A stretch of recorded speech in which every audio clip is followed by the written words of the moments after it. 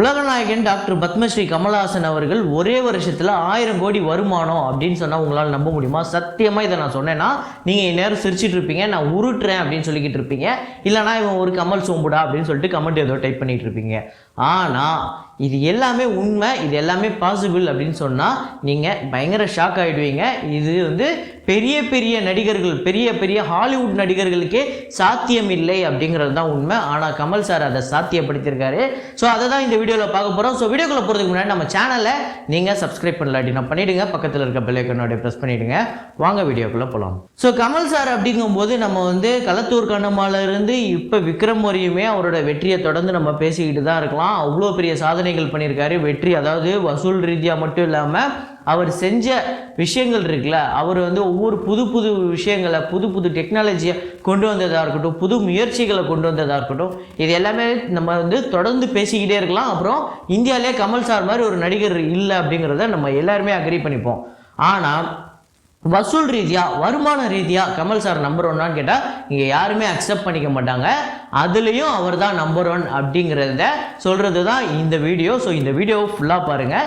நிறைய பேர் என்ன சொல்லுவாங்கன்னா, இப்போ ரீசெண்ட் டைம்ஸில் நம்ம பழசு கூட போகணும், இப்போ ரீசெண்ட் டைம்ஸில் இந்த விக்ரம் அப்படிங்கிற ஒரே படத்தினால வந்த புகழ் தானேப்பா இது எல்லாமே அப்படின்னு சொல்லுவாங்க. அவங்க எல்லாருக்குமே இல்லை அப்படிங்கிறது நெத்தி அடி பதில் தான் இந்த வீடியோ. ஸோ இந்த வீடியோவை ஃபுல்லாக பாருங்கள். இப்போ நம்ம என்னென்ன விஷயம் அப்படிங்கிறதுக்கு வந்துடுவோம். So first Bigg Boss season 7 Tamil. So 6 சீசனுக்கு தான் விஜய் டிவியும் ஹாட் ஸ்டாரும் இவங்ககிட்ட, அதாவது கமல் சார்கிட்ட ஒப்பந்தம் போட்டிருக்காங்க. அதாவது 5வது சீசனுக்கு 80 கோடி சம்பளம் வாங்கினார். 6வது சீசனுக்கு 100 கோடி அப்படிங்கிறது நீங்கள் எல்லா இடத்துலையுமே பார்த்துருப்பீங்க, தெரிஞ்சிருக்கும். இப்போ இதுக்கப்புறம் அவர் பயங்கரமாக சினிமாவில் பயங்கர பிஸியாக இருக்கார். ஒரு பக்கம் ப்ராஜெக்ட்டுக்கே, ஒரு பக்கம் இந்தியன் 2, ஒரு பக்கம் கமல்ஹாசன் 233 அப்படின்னு சொல்லிட்டு அந்த எச் வினோத் ப்ராஜெக்ட்டு, ஒரு பக்கம் மணிரத்னம் ப்ராஜெக்ட்டு. ஸோ எனக்கு தெரிஞ்சு இந்திய சினிமாலேயே 24 மணி நேரமே பிஸியாக இருக்கணும் அப்படின்னா ஒரு நடிகர் இருப்பார் அப்படின்னா அது கமல் சாராக தான் இருக்கும். ஏன்னா அவ்வளோ ப்ராஜெக்ட்டு, அதுவும் இல்லாமல் அவர் ப்ரொடக்ஷனில் நிறையா படங்கள், பெரிய பெரிய நடிகர்கள் நடிக்கக்கூடிய படங்கள் தொடர்ந்து வந்துக்கிட்டு இருக்கு. ஸோ இவ்வளோ பிஸியாக இருக்க இவரால் பிக் பாஸில் கலந்துக்க முடியாது அப்படிங்கிற ஒரு விஷயத்த சொல்கிறாரு. அதுக்கு சார் நீங்கள் எவ்வளோ சம்பளம் கேட்டாலும் தரோம் சார், வேணா ஒரு 50 கோடி எக்ஸ்ட்ரா வச்சு 150 கோடி இந்த வாட்டி கொடுத்துடலாமா சார் அப்படின்னா, இவ்வளோ பெரிய ப்ராஜெக்ட்டு, அதுவும் வெறும் எத்தனை நாள்னா வாரத்துக்கு ஒரு நாள் தான். ஒரு 100 நாள் நடக்குது அப்படின்னா மிஞ்சி போனால் 13 நாள்லேருந்து 14 நாள் தான் இதுக்கு இவருக்கு நாள் ஒதுக்கணும். ஆனால் அந்த ஒரு நாள் வாரம் ஒவ்வொரு நாள் ஒதுக்கணும். இப்போ ஏதாவது ஒரு படத்துக்கு போயிட்டாருன்னா அந்த ஒரு நாள் எங்கே இருந்தாலும் அவர் வந்தாகணும். ஸோ இருந்தாலும் இது பெரிய பணம், பெரிய விஷயம். அதையும் தாண்டி, பணத்தையும் தாண்டி இந்த விஷயத்தை, இந்த பிக் பாஸ் அப்படிங்கிற இந்த ஷோவை கமல் சாரை தவிர தமிழ்நாட்டில் வேறு யாராலையுமே பண்ண முடியாது அப்படிங்கிறத நானும் இல்லை கமல் சார் ரசிகர்களும் சொல்லலை, அந்த விஜய் டிவி அந்த ஷோவை நடத்தக்கூடிய அந்த சேனல் இதை சொல்லிக்கிட்டு இருக்காங்க. ஸோ அப்படி தான் 150 கோடிக்கு இதை கன்ஃபார்ம் பண்ணாங்க. ஸோ அதுக்கடுத்ததான் எச் வினோத் ப்ராஜெக்ட்டு. அது இதுக்கு முன்னாடி எச் வினோத் அப்படிங்கிறவர் துணிவு அப்படிங்கிற ஒரு வெற்றி படத்தை கொடுத்துட்டு தான் வந்திருக்காரு. அந்த நடிகரோட, அதாவது தல அஜித் அவர்களோட அதிக வருமானம் வந்த படமாக துணிவு தான் அமைஞ்சிருந்தது. அந்த படத்தை டைரக்ட் பண்ண எச் வினோத் இப்போ அடுத்தது கமல் சாருக்கு கமிட் ஆயிருக்காரு அப்படிங்கிறது நம்மளுக்கு தெரியும். ஸோ அடுத்த படம் அவர் தான் அதை அனௌன்ஸ் பண்ணிட்டாங்க. கிட்டத்தட்ட அனௌன்ஸ் பண்ண மாதிரி தான். இப்போ அந்த படத்துக்குமே ஒரு பெரிய எதிர்பார்ப்பு இருக்குது. அந்த படத்துக்குமே ஒரு பெரிய பட்ஜெட் படம் தான் அப்படிங்கிறது சொல்லியிருக்காங்க. ஸோ அந்த படத்துக்குமே கமல் சாருக்கு ஒரு பெரிய வருமானம் வரப்போகுது. அப்புறம் கமல் சார் 234, ஸோ கமல்ஹாசன் 234 அப்படிங்கிறது மணிரத்னம் ப்ராஜெக்டு. இதுக்கு முன்னாடி அதான் 2 இண்டஸ்ட்ரிகிட்ட கொடுத்தவங்க. ஒன்று கமல் சார் தமிழ்நாட்டில் ஹையஸ்ட் கிராசிங் கலெக்ஷன் அப்படிங்கிற விக்ரம் கொடுத்தாரு. அடுத்தது பொன்னியின் செல்வன் பாகம் 1 மணிரத்னம் அதே மாதிரியே தமிழ்நாட்டிலே அதிக வருவாய் கொடுத்த படம் பொன்னியின் செல்வன் பாகம் 1 விக்ரமோட அந்த ரெக்கார்டை பீட் பண்ணுச்சு. ஸோ இண்டஸ்ட்ரிகிட்ட கொடுத்த 2 பேரும் ஒன்றா சேர்றாங்க. அது மட்டும் இல்லாமல் இது ஒரு பேன் இந்தியா படமாக அமையுது. இதில் கமல் சாருக்கு இதில் ஒரு பெரிய வருமானம் வரும். இது ஒரு கணக்கு, ஓகேவா? அடுத்தது ப்ராஜெக்ட்டுக்கே ஸோ ஒரு 150 கோடி சம்பளம் கொடுக்குறாங்க, 20 நாள் கால் ஷீட் அப்படிங்கிறதெல்லாம் தொடர்ந்து நீங்கள் நிறைய இடத்துல பார்த்துட்டு இருப்பீங்க. ஆனால் 180 கோடி வரையும் இப்போ ஓகே ஆகிருக்கு. So mostly confirm. So Kamal sir அந்த படத்தில் வில்லனாக நடிக்க போகிறாரு. இதுதான் இந்தியாவோட இப்போதைக்கு பிக்கஸ்ட் ப்ராஜெக்டாக இருக்குது. ஸோ கமல் சார் வர வரையுமே இந்த படம் இவ்வளோ பெரிய பேசும் பொருளாக இருந்துச்சான்னு கேட்டிங்கன்னா இல்லை. இப்போது ப்ராஜெக்ட்டுக்கேவை பற்றி எல்லா இடத்துலையும் பேசிக்கிட்டு இருக்காங்க. கமல் சார் உள்ளே வந்தாருன்னா எப்படி இருக்கும் அப்படின்னு சொல்லிட்டு அவ்வளோ பேசும் பொருளாக மாறி இருக்கு அப்படின்னா அதுக்கு காரணம் உலகநாயகன் டாக்டர் பத்மஸ்ரீ கமல்ஹாசன் இந்த ப்ராஜெக்டுக்குள்ளே உள்ள நுழைஞ்சது. இவன் இப்படி தாண்டா ஏதாவது ஒன்று ரீல் விட்டுக்கிட்டே இருப்பான்டா, 180 கோடி 150 கோடி 1000 கோடின்னு ஏதாவது உப்பிலாம் விட்டுக்கிட்டே இருப்பான்டா அப்படின்னு நீங்கள் உங்கள் மனசில் நினைக்கிறது தெரியுது. இல்லை இதில் யாராவது கமெண்ட்டில் போட்டுட்டு இருப்பீங்க. இதை நான் சொல்லலை, குமுதமில் ஒரு ஆர்டிக்கலில் போட்டிருக்காங்க. நம்பர் 1 என்னன்னு தெரியுமா அப்படின்னு சொல்லிட்டு, அதாவது இந்தியன் நம்பர் 1 அப்படின்னு சொல்லிட்டு கமல் சாரை தான் மென்ஷன் பண்ணியிருக்காங்க. இந்தியன் படத்துக்கு அவருக்கு ஒரு பெரிய சம்பளம் 150 கோடி, அதே மாதிரியே ப்ராஜெக்ட் கேக்கு 180 கோடி, அதே மாதிரியே நம்ம பிக் பாஸ்க்கு வந்து 150 கோடி.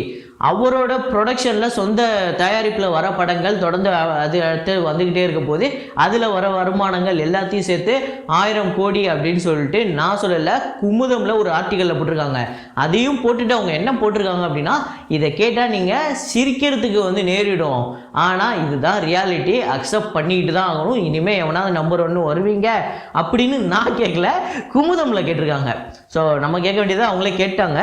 இருந்தாலும் நான் இன்னொரு ஒரு விஷயம் சொல்கிறேன்.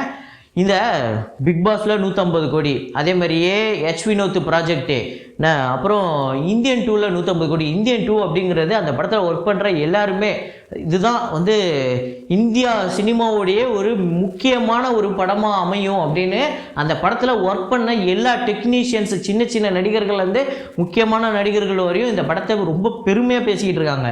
ஸோ அதுக்கு காரணம் இந்த படம் அவ்வளோ பெரிய முக்கியமான ஒரு படமாக அமைய போகுது. அதுவும் இந்த படம் வந்துருச்சுன்னா பாகுபலி RRRலாம் ஒன்றுமே இல்லை, என்னடா இப்படி படம் எடுத்து வச்சுருக்கீங்க அப்படின்னு சொல்லிட்டு இந்தியாவே திரும்பி பார்க்குற அளவுக்கு ஒரு படமாக இருக்கும் இந்தியன் 2 அப்படிங்கிறது. அதாவது மோஸ்ட் எக்ஸ்பெக்டட் இந்தியன் ஆக்டர் அப்படிங்கிறதுல கமல் தான் வந்து நம்பர் 1ல் இருக்கார். அதிக எதிர்பார்ப்பு, அதிக வருமானம் கொடுக்கக்கூடிய நடிகர், அதிக வருமானம் ஈட்டிய நடிகர் அப்படிங்கிறதுல எல்லாத்துலேயுமே நம்பர் 1ல் இருக்கார். ஸோ இதுவரையும் தமிழ் சினிமாவில் அவர் செஞ்ச சாதனை அப்படிங்கிறது நிறையா இருக்குது. அவரோட வாங்கின விருதுகள், ஃபிலிம்ஃபேர் விருதுகள், நேஷ்னல் அவார்டு, அது இதுன்னு சொல்லிட்டு எல்லாத்தையும் வச்சு பார்த்தா நடிகராக பார்த்தாலோ இல்லை ஒரு டெக்னீஷியனாக பார்த்தாலோ எப்படி பார்த்தாலுமே அவர் தான் நம்பர் 1 அப்படிங்கிறத நம்ம வந்து ஒத்துக்கிட்டு தான் ஆகணும். அதே மாதிரியே சிறந்த நடிகர் அப்படிங்கிறதுல அவர் தான் நம்பர் 1 அப்படிங்கிறத ஒத்துக்கிட்டு தான் ஆகணும். ஸோ கொஞ்ச நாளாக இந்த பிஸ்னஸ் ரீதியாக அவர் வந்து அந்த நம்பர் 1 பொசிஷனில் இல்லாமல் போனாரே தவிர அவர் நம்பர் 1ல் இல்லாமல் இருந்தது கிடையாது. இப்போ அகைன் வந்துட்டார். ஸோ தயவு செஞ்சு இதெல்லாம் நான் ஒத்துக்க முடியாது, அதெல்லாம் முடியாது, எங்கள் தலைவர் தான், எங்கள் இவர் தான், அவர் தான் அப்படின்னா ஒன்றும் பண்ண முடியாது. ஸோ கமல் சார் நம்பர் 1 பொசிஷனில் வந்துட்டார்.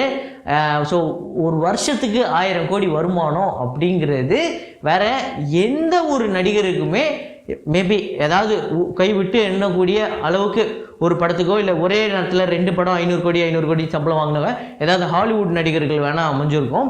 ஆனால் இந்தியாவிலே இதுதான் முதல் முறை ஒரே வருஷத்தில் ஒருத்தருக்கு வந்து 1000 கோடி வருமானம் அப்படிங்கிறது. ஸோ அதுவும் இல்லாமல் அவரோட ப்ரொடக்ஷனில் நிறையா படம், எஸ்கே நடிக்கக்கூடிய படம், அதே மாதிரி எஸ்டிஆர் நடிக்கக்கூடிய படம், அப்படி இப்படின்னு நிறைய எக்கச்சக்கமாக வந்துக்கிட்டு இருக்கு.